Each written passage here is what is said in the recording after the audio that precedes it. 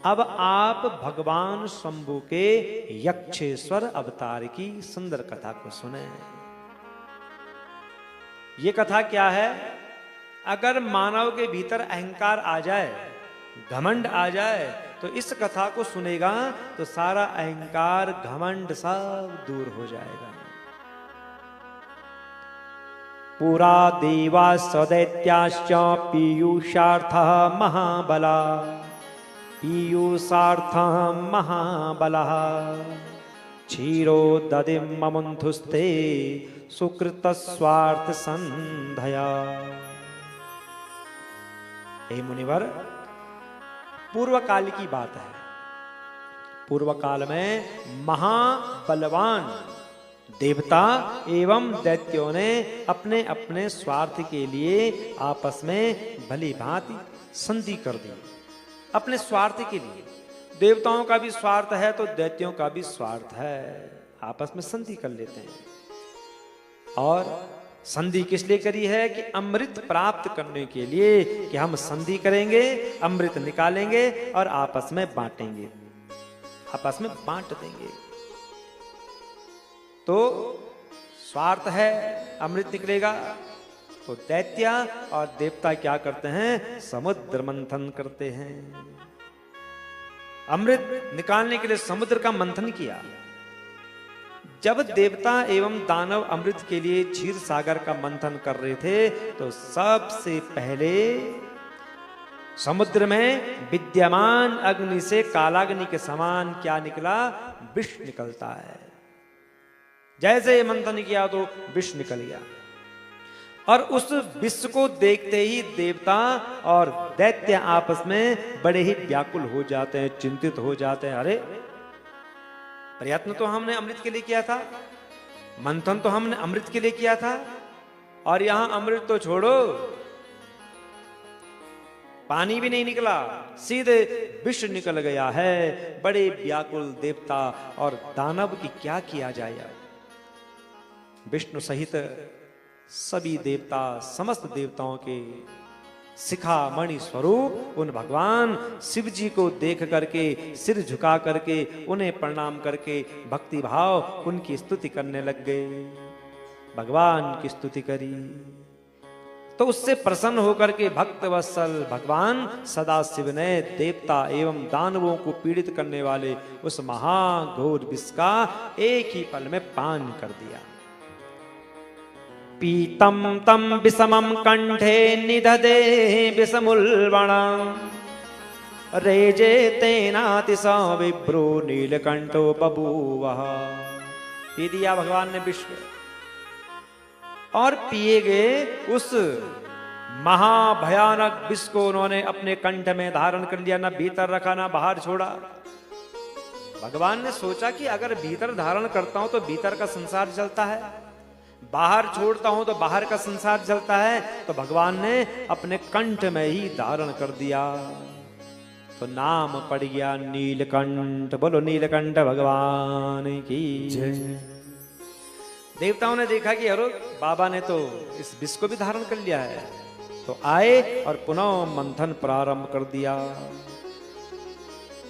अब मंथन दोबारा प्रारंभ होता है।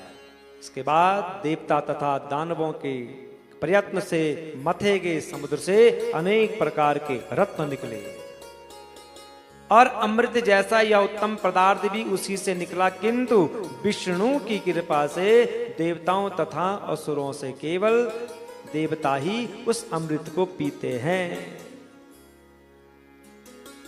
भगवान ने असुरों को नहीं पिलाया, केवल देवताओं को पिलाया, और यही अमृत आपस में फूट का कारण भी बन गया।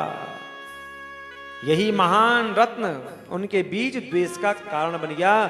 दुष्टों ने कहा, दैत्यों ने कहा कि अरे, प्रयत्न हमने भी किया और अमृत केवल देवताओं को पिलाया गया। तो नंदीश्वर कहते हैं, हे मुनि, देवों और दानवों अब राहु से पीड़ित हुए चंद्रमा उसके भय से संतप्त होकर के भाग खड़े हुए और भय से व्याकुल होकर के भगवान शंकर की शरण में जाते हैं, भगवान को प्रणाम करते हैं। रक्षा कीजिए प्रभु, मेरी रक्षा कीजिए, मेरी रक्षा कीजिए आप। चंद्रमा कहते हैं भगवान शंकर से जब राहु पीछे पड़ गया उनके, हे प्रभु त्राहिमाम प्रभु, मुझे बचाइए, मैं आपकी शरण में आया हुआ हूं। इस प्रकार कह करके चंद्रमा भगवान शंकर की आराधना कर रहा है। तत सताम भयदः शंकरो भक्तवत्सलः दद्रे शिरसि चंद्रम स विभु शरणमागताम्।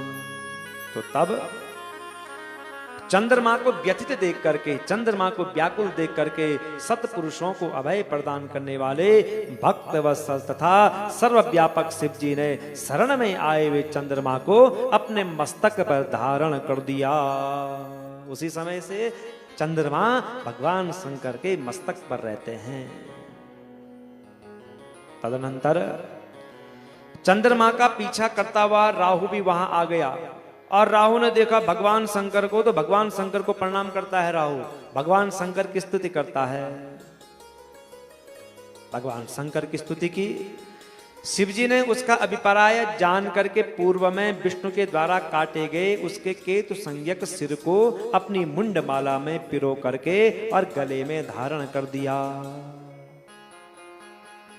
यही तो है, हम खाली देखते हैं कि भगवान शंकर के ललाट में चंद्रमा है, पर क्यों है आज पता चल गया क्यों है। जब राहु पीछा पड़ा तो भगवान ने अपने ही सिर में धारण कर दिया और उस राहु के कटे हुए केतु संज्ञक सिर को अपनी मुंडमाला में भगवान शंकर ने धारण कर दिया, उसके मुंड को। अगर राहु का दोष है, केतु का दोष है, तो भगवान शंकर की पूजा करो। सच में लिख करके दे रहा हूं, बाल बांका नहीं होगा, करके तो देखो। डरो मत ग्रहों से। लोग डरते हैं ना, अजी शनि लग गया हम पे क्या होगा, राहु केतु लग गया क्या होगा। डॉक्टर साहब हैं तो बैठे हुए, ज्योतिरेश्वर महादेव, जाओ उनके पास, बाल बांका नहीं होगा, पर जाओ तो सही। सारे ग्रहों के राजा हैं बाबा शंकर। जो उनकी शरण में गया, चाहे आपको कुछ नहीं आता है, आप जाओ ब्राह्मण देवता से कहो कि हे ब्राह्मण देवता, ग्रह खराब है, कुछ कीजिए हमारे लिए। ब्राह्मण देवता अपने आप तो करते हैं। ब्राह्मण का संबंध होता है सीधे जो है बाबा शंकर से। वो चिट्ठी देते हैं, हे बाबा ये मेरे यजमान हैं, इनकी चिट्ठी है, इनको पढ़ो। बाबा पढ़ते हैं और फिर उस यजमान का कल्याण करते हैं।